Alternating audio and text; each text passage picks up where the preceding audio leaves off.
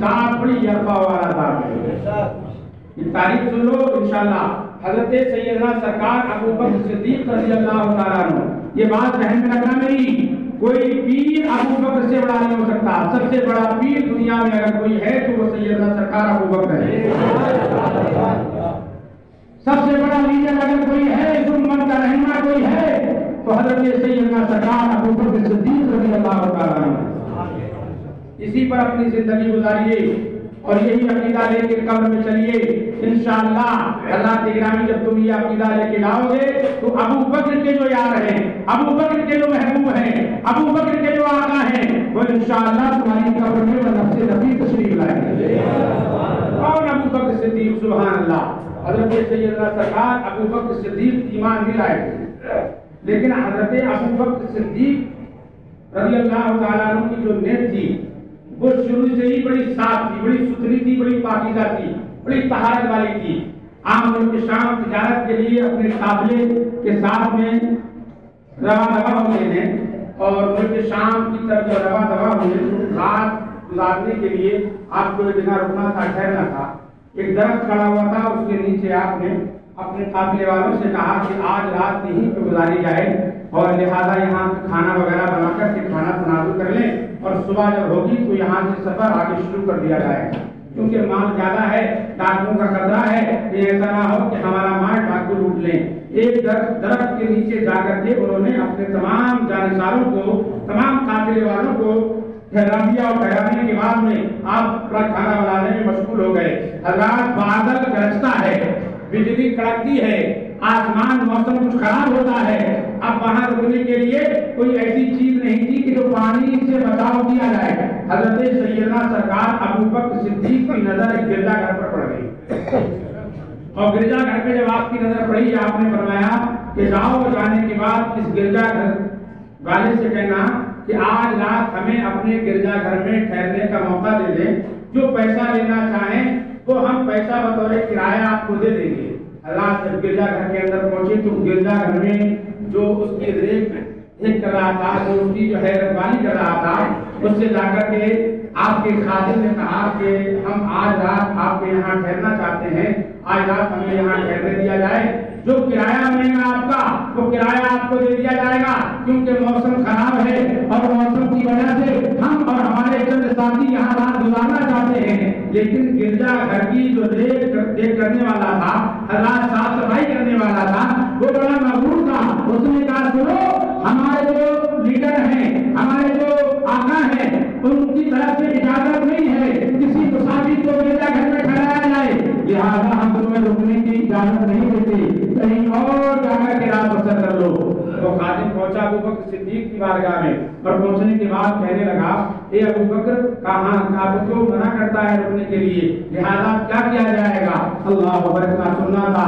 سیدنا سرکار ابو بکر صدیق فرماتے جاؤ دوبارہ اور جا کر کے کہنا کہ ہمارے قافلے کا جو سپہ سالار ہے وہ ابو بکر ہے. اب وہ خادم پہنچا, پہنچنے کے بعد کہا سنو, کہاں؟ آج رات ہمیں اپنے اس گرجا گھر میں ٹھہرنے کا موقع دے دیں اور ہمارے قافلے کا جو سپہ سالار ہے وہ سیدنا سرکار ابو بکر صدیق ہیں. اتنا سنا, ابو بکر صدیق کہاں؟ اس نے فوراً اپنی کتاب کو نکالا اور نکالنے کے بعد کہا سنو, کیا ان کے باپ کا نام صحابہ ہے؟ کہا ہاں, ان کے باپ کا نام صحابہ ہے. کہا سنو, کہا تم پوچھنا چاہتا ہوں, بیٹھ جاؤ. عزت سے خادم کو بٹھا دیا اور بٹھانے کے بعد میں اس نے اپنی کتاب کو کھولا اور کتاب کھولنے کے بعد پڑھتا جا رہا تھا اور نشاندہی کرتا جا رہا تھا اور خادم جواب دیتا جا رہا تھا. ان کے باپ کا نام یہ ہے. کہا ان کے باپ کا نام یہ ہے. ان کے دادا کا نام یہ رہا ہے. کہا ان کے دادا کا نام یہ رہا ہے. ان کی ماں کا نام یہ ہے. کہا ان کی ماں کا نام یہ ہے. کہا بڑا خاندان میں پیدا ہوئے ہیں. کہا بڑا خاندان میں پیدا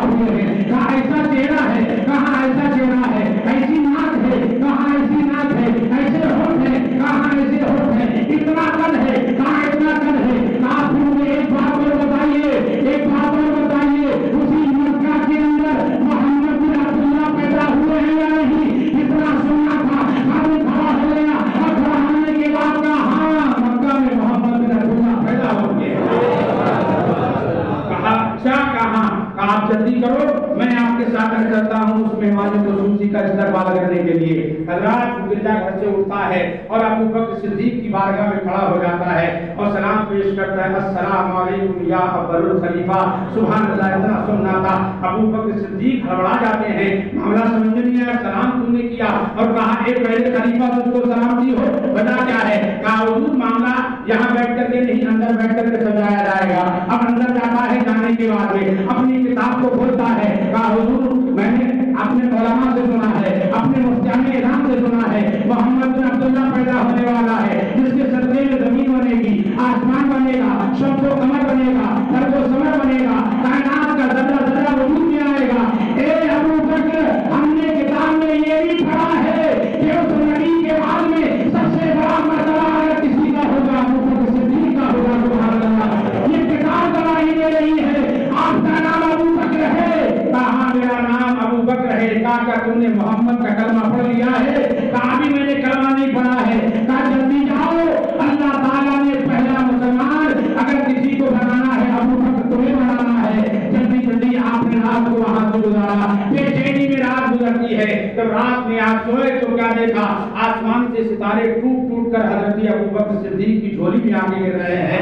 آسمان سے ستارے ٹوٹ ٹوٹ کر کے ابو بکر صدیق کی جھولی میں آ کے گر رہے ہیں۔ تعبیر جب پوچھی گئی، حضرت گرامی مجوری نے بتایا، اے ابو بکر مبارک ہو، پہلے خلیفہ اور پہلے امام محمد رسول اللہ کے تم کرنے والے ہو۔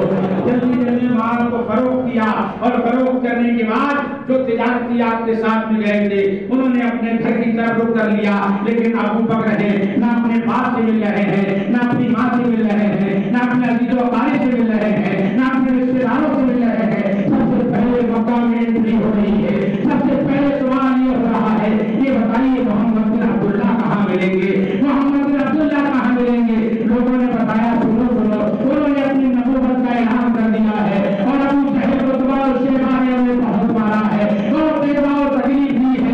ہر پہاڑی کے اندر عبادت الہی کے مطلوب ہے۔ حضرت ابو بکر صدیق رضی اللہ تعالیٰ عنہ مصطفیٰ جان رحمت کو پہاڑی میں تلاش کرتے ہوئے پہنچ جاتے ہیں۔ میرے آقا نے ابو بکر کو دیکھا، ابو بکر نے آقا کو دیکھا، نہ آقا نے کچھ کہا نہ ابو بکر نے کچھ کہا، سر قدموں میں رکھا، کہا حضور کلمہ پڑھا کے مسلمان بنا لیے۔ اللہ اکبر۔ امت مسلمہ کے پہلے مسلمان کا نام ابو بکر صدیق ہے۔ پہلا مسلمان کون ہے؟ ابو بکر صدیق ہے۔ اور تاریخ میں یہ بھی آیا ہے کہ مسلمانوں میں سب سے پہلے اگر کوئی جنت میں داخل ہوگا تو سیدنا سرکار ابو بکر صدیق رضی اللہ تعالیٰ عنہ۔ ایک جملے پہ توجہ کریں، میرے آقا نے فرمایا، بخاری شریف کی حدیث ہے، عمر کے لیے نہیں کہا، عثمان غنی کے لیے نہیں کہا، علی کے لیے نہیں کہا، غوث اعظم کے لیے نہیں کہا، غریب نواز کے لیے نہیں کہا، شہداء کے لیے نہیں کہا، لیکن جب ابو بکر کی بات آئی تو میرے نبی نے فرمایا، میرے امتیوں سنو، تمہارے لیے ابو بکر صدیق کی محبت عین واجب ہے، واجب ہے، یعنی اگر نہیں کرو گے تو مسلمان نہیں ہو سکتے۔ زردہ برابر گستاخی کر دی، ساری نمازیں بیکار، سارے سجدے بیکار، ساری عبادتیں بیکار۔ ابو بکر صدیق رضی اللہ تعالیٰ عنہ سے محبت کرنا تمام مسلمانوں کے لیے واجب ہے۔ اپنے سینے کو سیدنا سرکار ابو بکر صدیق رضی اللہ تعالیٰ عنہ کا مدینہ بنائیے، لیکن امت اس چیز سے آشنا نہیں ہے، امت اس چیز سے بے بہرا ہے۔ آج جب ہمارے پیر کا عرص آ جائے بڑے تسک و احتشام سے ہم مناتے ہیں، حضرات کسی اور ولی کا ذکر آ جائے بڑے تسک و احتشام سے مناتے ہیں، اس کا پیر، اس کے پیر کا نام، اس کے نام سامنے لے لیا جائے اس کی روح بیدار ہو جاتی ہے، جذبات بیدار ہو جاتے ہیں۔ لیکن اللہ کی قسم، یہ تو عمر کے بھی پیر ہیں، عثمان کے بھی پیر ہیں، علی کے بھی پیر ہیں، حسن حسین کے بھی پیر ہیں، غوث اعظم کے بھی پیر ہیں، غریب نواز کے بھی پیر ہیں۔ اللہ تعالیٰ نے انہیں انبیاء کے بعد سب سے افضل ترین مرتبہ عطا فرمایا۔ ان کا نام جب آئے تو حضرات گرامی مچلنا چاہیے، ان کے عرس کی تاریخ آئے اپنے گھروں میں فاتح کا اہتمام کرنا چاہیے، اپنے گھر میں نظر و نیاز کرنا چاہیے۔ اللہ کی قسم اگر عمر صدیق کی محبت ہمارے سینے کے اندر ہے تو ہم انشاءاللہ کسی صحابی کے گستاخ نہیں ہو سکتے۔ کیونکہ میرے نبی نے فرمایا 73 فرقے ہوں گے، ایک فرقہ جنتی ہوگا، وہ فرقہ جو جنتی ہوگا وہ ابو بکر صدیق سے محبت کرنے والا فرقہ ہوگا، ابو بکر صدیق کے نقش قدم پہ چلنے والا فرقہ ہوگا۔